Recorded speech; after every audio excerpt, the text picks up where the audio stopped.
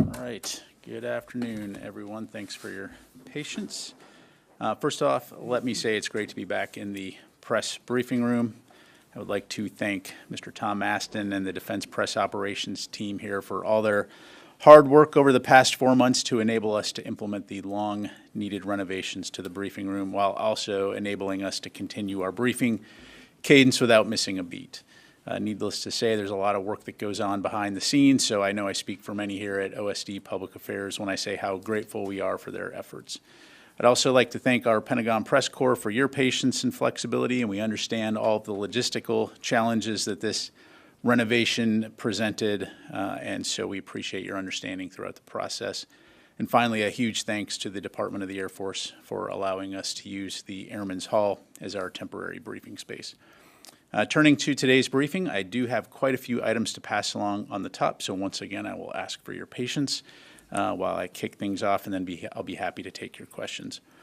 First, at the direction of the Deputy Secretary of Defense, Dr. Kathleen Hicks, the DoD's internal review team on racial disparities in the investigative and military justice systems, or IRT, has completed and delivered its report to the Deputy Secretary. The IRT was charged with addressing root causes of racial disparities in the investigative and military justice systems and providing actionable recommendations to improve department policies, processes, and resources to address such disparities. The IRT's report details a total of 17 recommendations based on 3 lines of effort, which include training and education, service member protections, oversight, and transparency. The IRT also found that additional data and research are warranted to identify and address root causes, mitigate bias, and eliminate disparities. The Department of Defense is taking a deliberate approach to the implementation of the IRT's recommendations with the launch of a 120-day assessment that will be led by the Undersecretary of Defense for Personnel and Readiness. Taking care of our military community is a top priority for the department, and we remain determined to eliminate racial disparities throughout our armed forces. DoD will continue to work to identify the causes of any racial, ethnic, or gender disparities in the military justice system, and the IRT memo and report will be available later today on defense.gov. Separately, earlier this week, Secretary Austin concluded a successful trip to the Indo-Pacific region and to Europe, during which he made stops in Japan, Singapore, India, and France. Each stop afforded the opportunity to meet with counterparts to discuss our continued focus and shared vision of a free and open Indo-Pacific region at a time of real momentum in our key relationships. As highlighted in his speech at the Shangri-La Dialogue, more and more the countries of the Indo-Pacific have come together around this shared vision of the future in which all nations are free to thrive on their own terms without coercion or intimidation or bullying. To quote Secretary Austin, quote, "It's a vision of a free and open and secure Indo-Pacific within a world of rules and rights, and that vision is anchored in some key principles to include respect for sovereignty, adherence to international law, transparency and openness, the free flow of commerce and ideas, human rights and human dignity, equal rights for all states, large and small, and resolving disputes through peaceful dialogue and not coercion or conquest." Of note, on the heels of Secretary Austin's travel to the Indo-Pacific, Undersecretary of Defense for Policy, Dr. Colin Kahl, will depart this weekend for a series of engagements in Hawaii, Korea, and Japan. During the visit, he'll meet with senior Indo-PACOM military leaders and conduct various counterpart visits in Japan and Korea that will further strengthen our ironclad alliances and partnerships in the region. Readouts from the Undersecretary's engagements will be posted on the DoD website. And in other travel news, Secretary Austin will travel again next week to Brussels, where he and Chairman of the Joint Chiefs of Staff, General Milley, will host an in-person meeting of the Ukraine Defense Contact Group on June 15, followed by the NATO Defense Ministers meeting on June 16. We'll provide additional details regarding the trip in the near future. Shifting gears, in the Middle East region, this week marks the second week for U.S. participation in Exercise Eagle Resolve 23. For the first time, this multi-domain exercise, focused primarily on integrated air and missile defense and maritime interdiction, is being hosted in the Kingdom of Saudi Arabia and includes participation from all 6 Gulf Cooperation Council countries. Separately, nearly a half dozen partner nation air forces from across the U.S. Central Command area of responsibility came together today in support of a B-1 bomber-led U.S. Strategic Command Bomber Task Force mission that culminated in a pair of live-fire events on ranges in Jordan and Saudi Arabia. Taken together, these activities reinforce the U.S. commitment to contributing to the security and stability of the Middle East region and demonstrate the increasing complexity, deepening military interoperability, and strength of our shared defense capabilities. And I would refer you to U.S. Central Command for additional details. Meanwhile, in the European region, the 52nd iteration of Baltic operations, also known as BALTOPS, began this week with 19 NATO allies, 1 NATO partner nation, 50 ships, and more than 45 aircraft, and approximately 6,000 personnel participating through June 16th. This annual maritime-focused exercise provides a unique training opportunity to strengthen the combined response capability, critical to preserving freedom of navigation and security in the Baltic Sea. Participating nations will exercise a myriad of capabilities, demonstrating the flexibility of maritime forces. For more information, please visit the U.S. Naval Forces Europe, Africa, and U.S. Sixth Fleet website and social media platforms for the latest on the exercise. And finally, on Monday morning, June 12, Secretary Austin and Deputy Secretary Hicks will lead a Pentagon ceremony commemorating the 75th anniversary of the Women's Armed Forces Integration Act of 1948 to celebrate the enormous contributions that women have made to U.S. national security over the last 7.5 decades. The Pentagon Courtyard ceremony begins at 10:30 and will be broadcast on defense.gov. And with that, I will take your questions. All right, Tara Kopp, let's go to Associated Press. Kicking it off with a bang there, aren't you? That's right. Welcome back to the briefing. It's good to be back. I wanted to start off with Ukraine, particularly the dam break and the catastrophic flooding that's going on. Typically in humanitarian disasters of this size, there's a role for DoD to play, whether it's flying in humanitarian aid, assisting with evacuations. Does the ongoing conflict make that impossible? Sure. So as it pertains to aid, right now, I don't have anything to announce in terms of what DoD is providing. You know, as you well know, our current focus is on security assistance. I would highlight that you may have heard the White House talk today about USAID working with local agencies and international agencies that are on the ground to provide some humanitarian assistance, which includes things like transportation for people away from the flooding, distributing water purification equipment, water pumps, boat motors, other rescue gear. So I would refer you to USAID to talk about those particular efforts. But when it comes to DoD right now, I don't have anything to announce. Just a quick follow-up, and then so that sometimes DoD aircraft are used to fly in that aid too. Can that not even be? It's not something that we're currently looking at. Again, if that changes, we'll be sure to let you know. And then secondly, there's a lot of reporting right now that the counteroffensive has begun based on activity you're seeing on the banks of the river in Zaporizhia. What can you say about that? Yeah, so we're certainly monitoring reports of increased fighting between Ukrainian and Russian forces at various locations across the front lines in Ukraine. But when it comes to characterizing those particular operations or talking about those operations, that's really something that's best left to the Ukrainians. Okay, Jennifer? Have you assessed who's responsible for blowing up the dam? We have not at this time. We're still continuing to look at that. And there are 2 reports today suggesting that the Chinese have a new agreement with Cuba to set up a listening post in Cuba. Are those reports accurate? What is the extent? Is there a new listening post in Cuba that affects the United States? Yeah, so I've seen that reporting. I can tell you based on the information that we have that is not accurate, that we are not aware of China and Cuba developing any type of spy station. Separately, I would say that the relationship that those 2 countries share is something that we continuously monitor.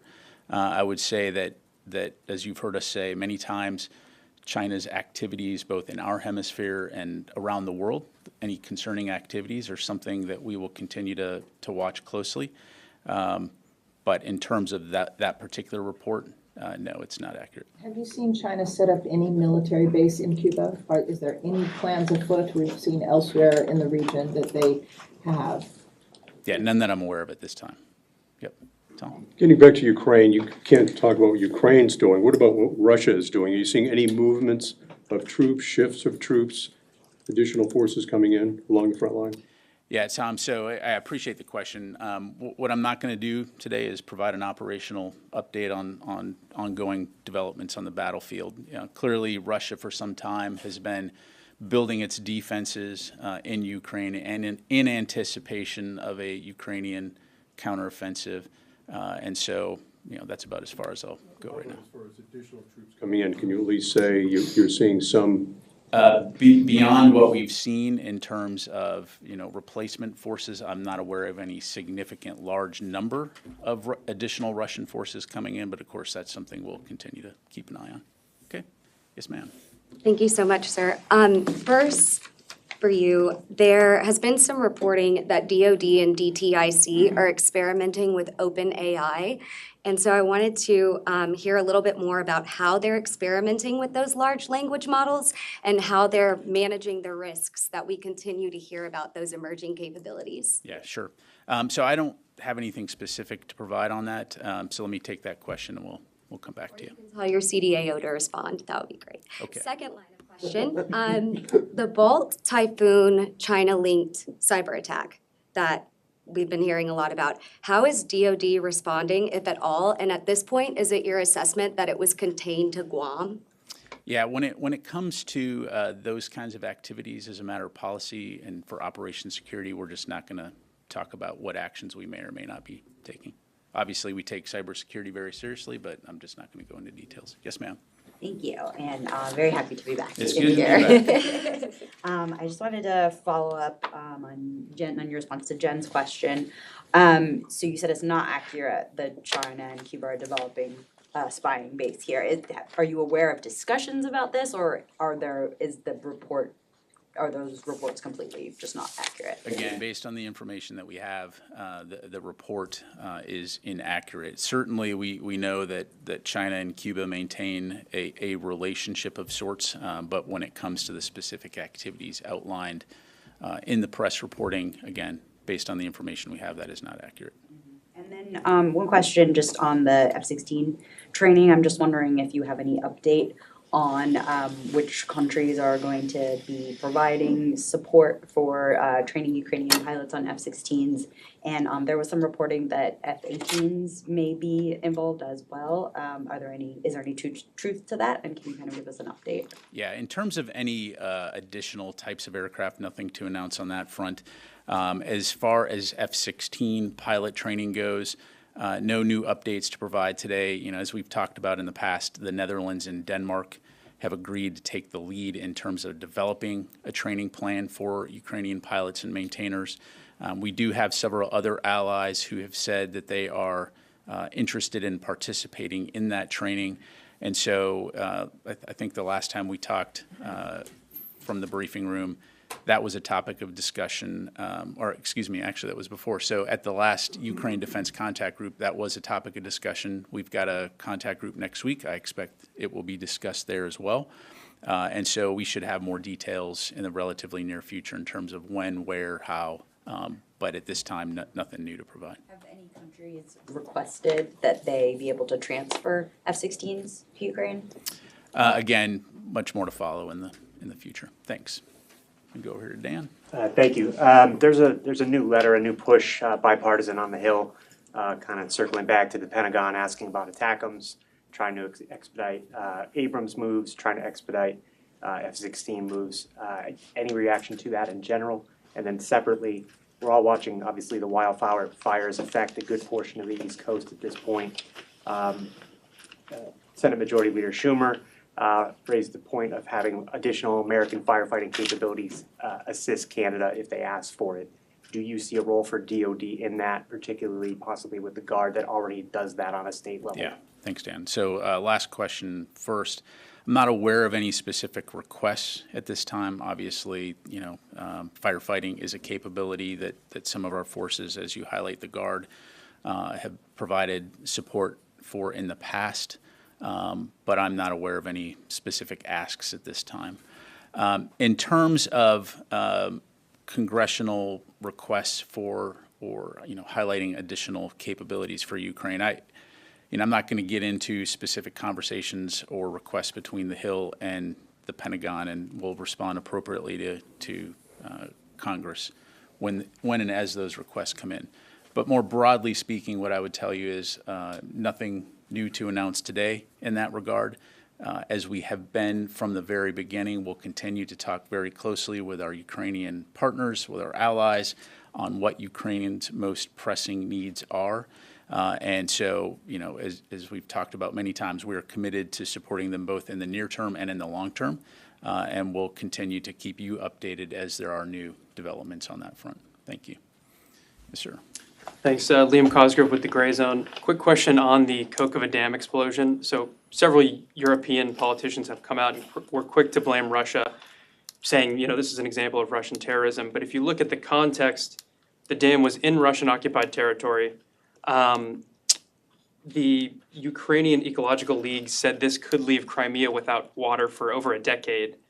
And there were reports in the Washington Post last year that Ukrainian soldiers were explicitly looking at targeting this dam as part of a strategy to flood the region and prevent further Russian advancements. And they even fired a couple HIMARS missiles into it to test that theory. So can the DoD share any evidence as to who might have done this? And are you entertaining the possibility that it might have been Ukraine? Yeah, well, like as you heard us say, we're continuing to assess how this could have happened. So, all great questions, but at this point, it's all speculation. And so, I'm not going to get into hypotheticals or speculate. I think it's very clear, however, the reason we're in this situation is because Russia invaded Ukraine. And so it's obviously a terrible humanitarian tragedy, and you heard me talk here a little bit ago about how the U.S. government is attempting to assist the Ukrainians on the humanitarian front. But in terms of how this dam could have been destroyed, again, it's something that we're continuing to look into. Thanks. And then more broadly, we have seen before where Ukraine, avoids culpability and is quick to blame Russia, like that missile that went into Poland that they said was Russia. Turned out it was actually Ukraine by accident. So is there a concern that they're not being totally transparent with us, and that, efforts like this with the dam, putting the dam aside because we don't know who did it, but that, an effort like that with the missile in Poland and perhaps the dam are attempting to draw us deeper into the conflict by blaming Russia, when we don't know yet? Yeah, so, you started your question with, more broadly speaking, so I'll do the same. I'll talk more broadly here. As we say in the Air Force, from 10,000 feet, again, why are we in this situation? In February of 2022, Russia invaded Ukraine and attempted to eliminate it as a country. So the Ukrainians naturally have a right to defend themselves. And we have a right to be able to support them to defend themselves. I'm not going to speak for the Ukrainians in terms of their various activities, when it comes to the things that you highlight, other than to say it's very clear that on a daily basis there are Russian forces attempting to kill innocent Ukrainians. And so we, the United States government, are going to work with the international community to do everything we can to help them defend their country and take back sovereign territory. So let me go to Rio behind you there. Thank you very much, General. On NATO is considering a new office in Tokyo, Japan, to show its alignment with the Indo-Pacific region. But France is opposing this initiative. Does the Pentagon support a new NATO office in Tokyo? Rio, what I would tell you is that we certainly welcome the increasing cooperation between NATO and our Asian allies. Japan is a cornerstone of our security in the Indo-Pacific region, our shared vision for a free and open Indo-Pacific. And we certainly welcome them as a NATO global partner. But when it comes to whether or not NATO is going to open an office in Japan, that's really a question for NATO and Japan and France in this case to address. Follow-up. When the Secretary was in France this week, did the Secretary have a chance to discuss this issue with his French counterpart? This particular issue did not come up. Okay. Yes, ma'am. Thank you. My name is Hariana from TPA, Angola. So, can you tell us what could be the consequences if China and Cuba indeed build a more stronger relationship other than the one that you are aware of? Well, without getting into, hypothetical situations, I think broadly speaking, as I mentioned before, any type of activity, coercive activity or belligerent activity within our hemisphere is something that we're watching very closely when it comes to China. It's something that we've been concerned about for a while. It's something that we continue to work with our allies and partners to counter in the hemisphere.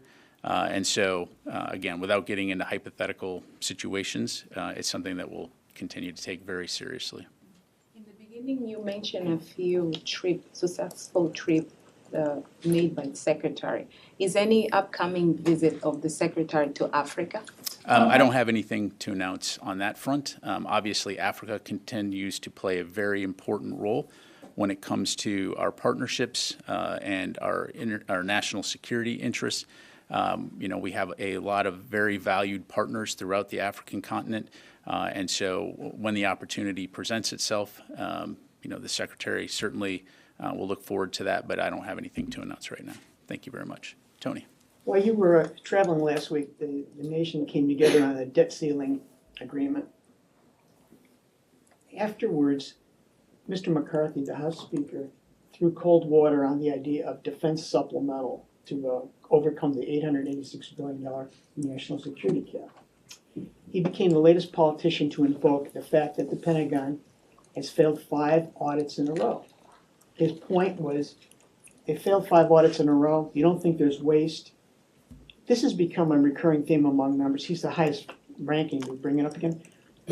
How do you respond to that? The Pentagon they failed 5 audits. Is there a correlation between the failure of the audits and effectively spending appropriated dollars from Congress? Should I be concerned if I don't live in Washington?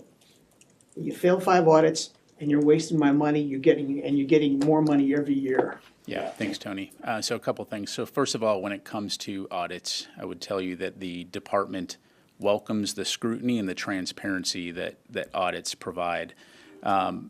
These audits are part of a long-term effort to transform and modernize the DoD and help us transform, in terms of providing the kinds of capabilities that the country expects. Any entity as large as the department, there's going to be challenges in terms of when you conduct these types of audits, and it's going to take time and it's going to take investment. While we currently fall short of having a clean audit of our financial statements, we do receive favorable audit opinions on a significant amount of our resources. And there are controls in place to help ensure that taxpayer resources are being spent as intended by Congress. So this is something that we're going to continue to take very seriously. We understand what we've been charged with as a department in terms of national security and the appropriate use of taxpayer resources, and so we'll continue to stay after it. So if I listen to you here correctly, there's not a real correlation between failed audits and effectively spending, obligating dollars Congress authorizes and appropriates every year. There are 2 different entities, 2 different mechanisms.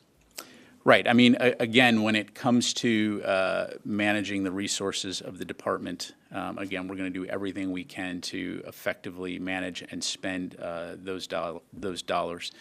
When it comes to the audit, again, that's something that we're going to continue to work very hard in terms of ensuring that we can track where those dollars are being spent and how they're being spent. Let me ask you one transparency question too. About a week and a half ago, the department disclosed that SpaceX received a contract for Starlink terminals.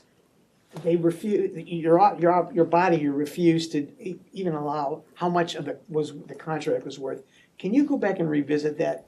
These are white systems. It's not classified, and I think the public's got a right to know roughly how much money is being spent on these Starlink terminals for Ukraine. Yeah, I'll take your question.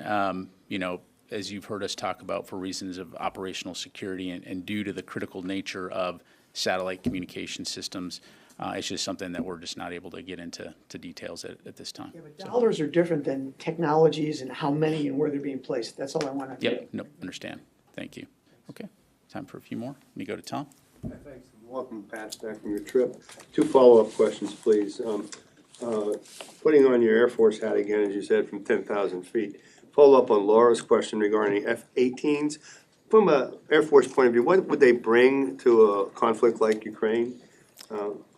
I appreciate the question, Tom, but I don't want to get into hypothetical discussions about capabilities that, yeah, no, I understand. I just, by me answering that question, though, implies that we're now going to, go down a fictional road where, yeah, no, I understand, yeah, so. My second follow-up was to Brandy's question about the attack on Guam, and one of the parts you didn't respond to was whether it was beyond Guam, that cyber attack. Could you address that point? Again, I'm not going to talk about, whether or not there are particular attacks or vulnerabilities.